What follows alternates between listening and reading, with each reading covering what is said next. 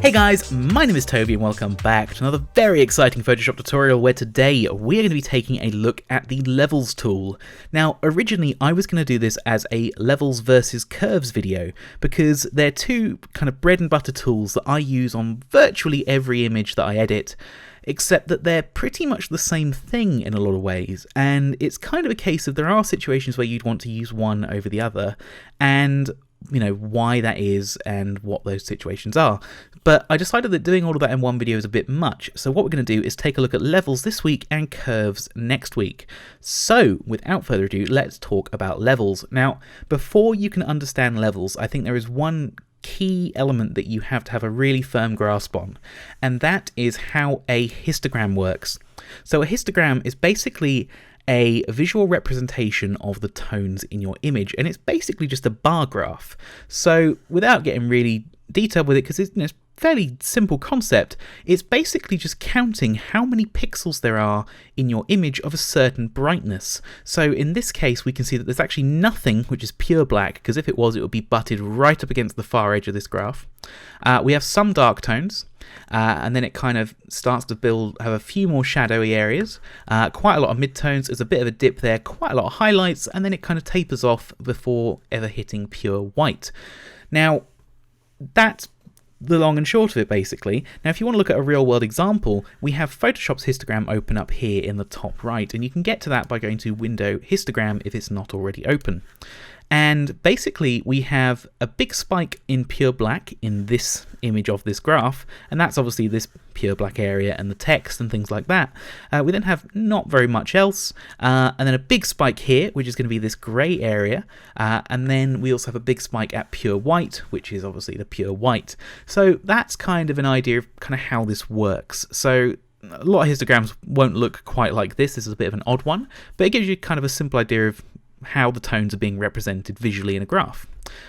So if we jump across to this image here, we can see that looking at our histogram there are a lot of shadows, nothing is quite pure black, but we have very little in the way of highlight information.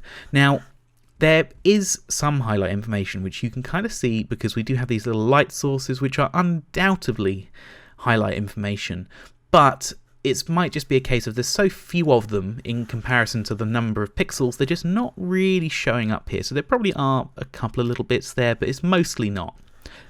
Now we need to add a levels adjustment, and we could just go up to Image, Adjustments, and click Levels. Now there's a good reason why you don't want to do that, and I thoroughly advise against really ever using levels this way, and that is that once you open up Levels, use it and hit OK, it's baked in. There's no way to go back and change it without having to edit undo, and I'm not about that. I like to use adjustment layers because you can always go back and change an adjustment layer, and it's a really good habit to get into.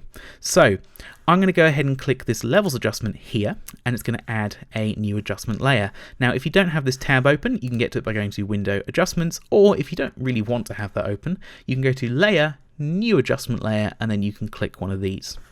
So with our adjustment layer we have this dialog here, and as you can see it has a histogram in it.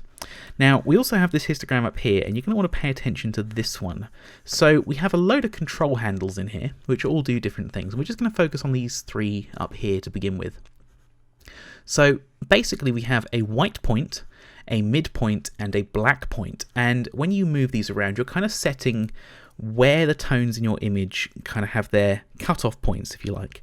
So at the moment our white point is a little bit too far away from kind of where we want it to be. So I'm going to just click this, drag it over, and as you can see this is now making our image brighter.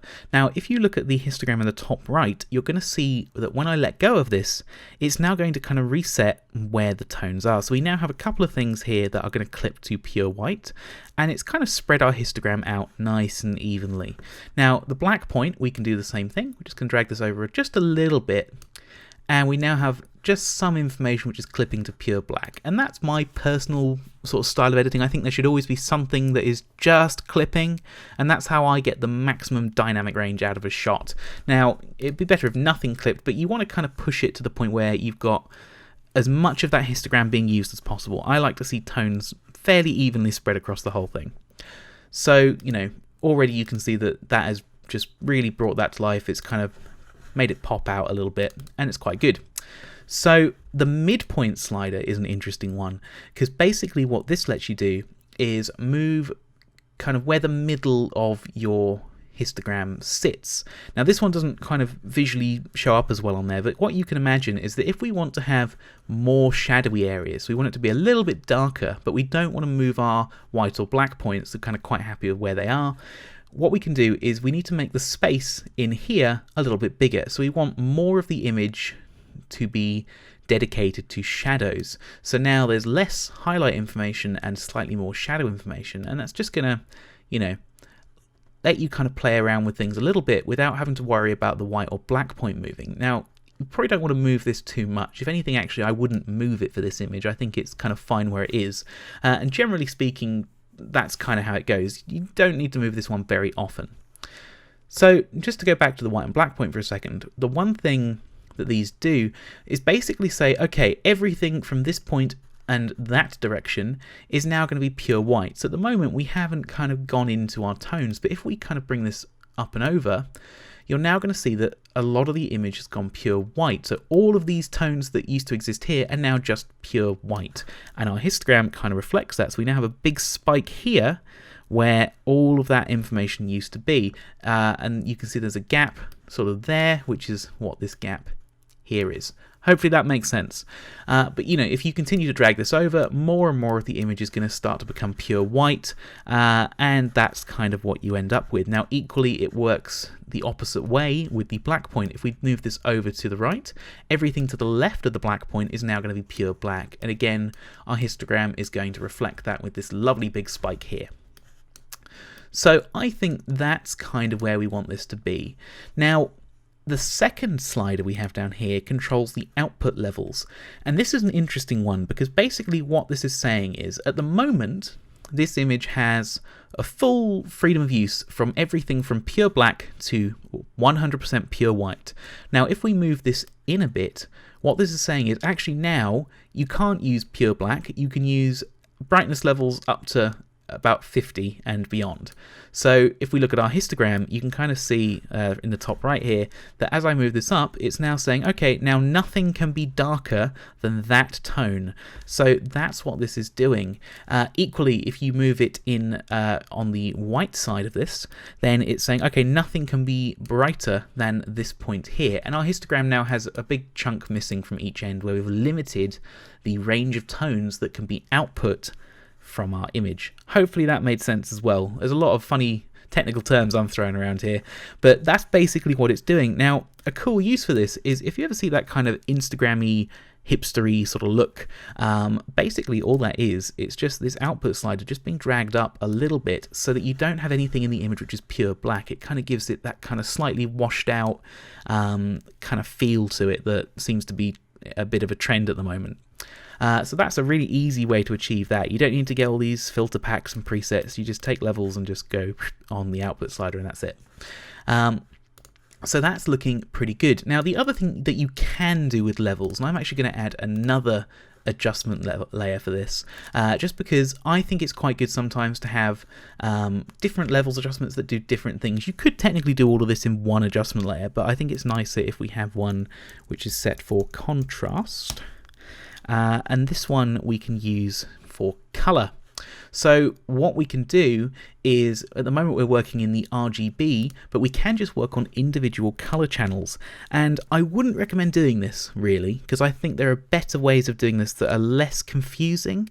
It's a little bit kind of, there's too many things you can play with in this, and it's a little bit funny, and it's not how I would go about approaching this. But let's say we want some red, we can drag this slider and it's going to start to add more red into our image. Equally, if we drag this one, it's going to take red out and kind of make the image go more sort of cyan. We can also move around the midpoint of the red and kind of do some funky things with that, but I don't think this is quite as an exact of a science as it is with curves. So this is one instance where I think curves beats out levels, because curves will let you do this a little bit more easily, I feel, and it gives you a slightly more natural way of manipulating color. Now, the other thing that curves I think is slightly better for is Levels is it's a very clinical tool, in my opinion. It's a case of you can say, right, I want the white point to be exactly here and the black point to be exactly here, and it kind of doesn't give you much sort of flexibility in the way you manipulate stuff. So like the midtones, for instance, you can play with that, sure, but you have to be, it's kind of a case of it's a bit of a trade-off. So we can make the image darker, but we also have to make some of the image brighter, because you're kind of crushing tones in this area while spreading tones out here, and it's not the smoothest way to kind of manipulate things, but it is very good for something like this image where it was underexposed, and we can kind of go, right, well, we know that our information starts at this point, so that's therefore where the white point is, and you can set your black and white points very, very easily. It's also very, very good if you want to kind of limit your output for white and black, and it's definitely got a place, and it's something I do use quite a lot, but it's not a really natural, smooth way to kind of add brightness and that sort of thing, and particularly not a good way to change colours. But I think that is going to do it for levels, so join me next week when we talk about curves. Thank you very much for watching. My name is Toby, and we'll see you next time.